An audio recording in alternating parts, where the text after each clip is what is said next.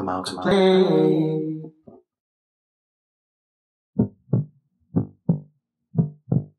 In understanding that my sense of self comes from my sense of community, I can agree that my community is self.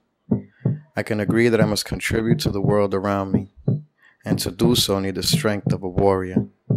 What makes a warrior? A warrior is one who can look within, have insight, find solace, strength, and purity of being, and apply this to everyday life. A warrior has the tools to write his own story, and the power to care for his community as a family. We all have this power. It is whether we know we do. And with this said, now I think it's time to ring the alarm.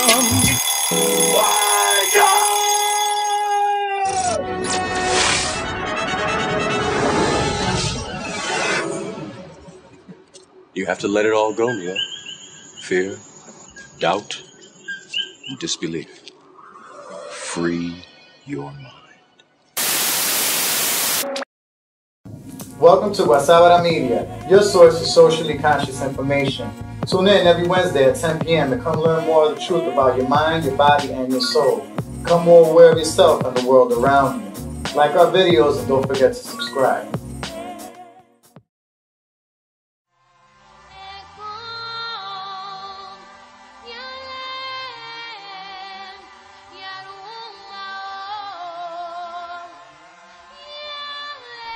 Imagine living in a world where everyone was hyper aware of his or her surroundings. They lived so deep in the now, everything they saw, heard, smelled, tasted, or touched was filled with so much beauty, they couldn't help but to live joyously. They lived in love because love was now. In this reality, each person was important because everyone realized the importance of the now.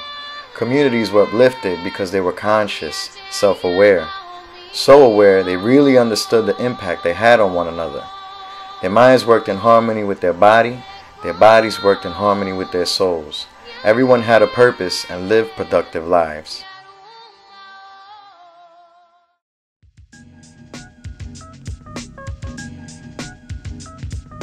Understanding the brain. The brain has three parts. There's the reptilian brain, the mammalian brain, and the neocortex. 3 layers. It's called the triune brain theory. Basically, it states that the reptilian is the lower part of the brain. That part of the brain deals with the autonomic nervous system, eating, sleeping, all the different things that we need to do in order to survive. And then we have the mammalian brain, which is the emotional component of the brain. And that processes emotion. And then we have the neocortex, which has higher learning, higher understanding. Whenever we put pressure on another person, whenever we put fear on another person, we make that person resolve to go into their reptilian brain, to their lower brain structures within evolution, to become in fight or flight. We're not learning, we're learning how to, we're trying to survive. We're trying to defend ourselves from a possible threat. The emotional component of the brain is something that another big problem in our community is that we don't understand how to process our own emotions. That every single emotion that's produced chemically in the body, anger is produced in the body, chemically reacts with all the cells in your body. Worrisome creates a stress hormone, affects the entire body. How these different states of being help us interact with the world around us. And if we could understand each process, each emotion, it really doesn't take that long. You could take anger, sit down, figure out anger and what it makes your body do whenever you feel angry. Every time you feel angry, study yourself, learn yourself. What are the different physical responses? What are the thought responses that are going on when you feel anger? The same thing with jealousy, or the same thing with happiness. You could say, what do I feel when I'm happy? How does my body respond to happiness? Do I feel alive? Do I feel like I want to run? Do I feel like I want to jump? Joy. Everybody knows that feeling. We're all chasing it, we're all seeking it, we're all trying to maintain ourselves in a state of being that makes us happy. And the world we live in today has created so many artificial factors to make us feel like we're happy. So many external components to our lives that will allow us to make it feel safe to be happy. Whereas happiness is found in the self, as something that was constructed. The mind is also known to have 3 components: positive, negative, and neutral. Positive mind keeps you in a positive light, but sometimes it can get you in trouble, right? You think too positively about a negative situation, it could be a life-threatening situation. Whereas negative protects us.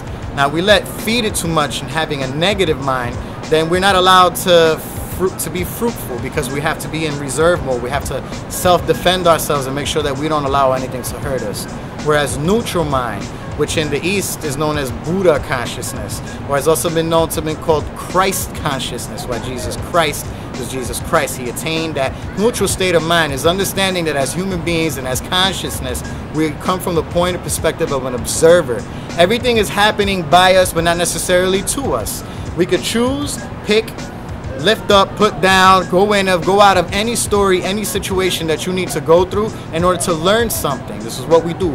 Every situation that you go through in your life, you create in order to learn and to have an experience. So that puts a responsibility on us as human beings to say, if I actually create the world around me, then anything that happens to me, I also brought upon myself, whether it be good or whether it be bad, whether it be constructive or whether it be destructive. Each of the minds correlate to each of the brains, which correlates to each of our emotions. And emotions come from our heart, right? When we say we feel something, we say this comes from my heart, or if my heart tells me to do something. It's a language that speaks louder than the one that runs up here. And funny enough, the heart as an organ generates more electricity or more voltage than your brain does, right? The heart is the ultimate determinant of what reality you create. Literal frequencies, electromagnetic frequency comes out of the heart. And it's funny, it comes out of the heart. The brain produces electromagnetic frequency, comes out of the brain. Combined, creates a field around you as a person, as a being. You are actually emitting yourself.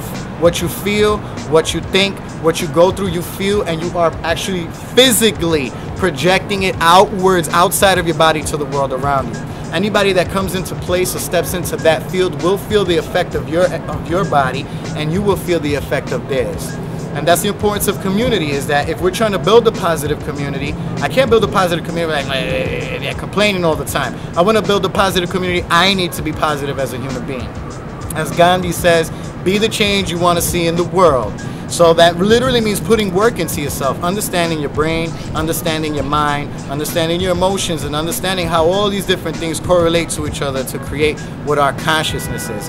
Once we understand consciousness as self, we can understand consciousness in another person and realize that the other is self as consciousness, indivisible, towards infinity. We can perceive anything we want in all of reality. We literally create the world around us.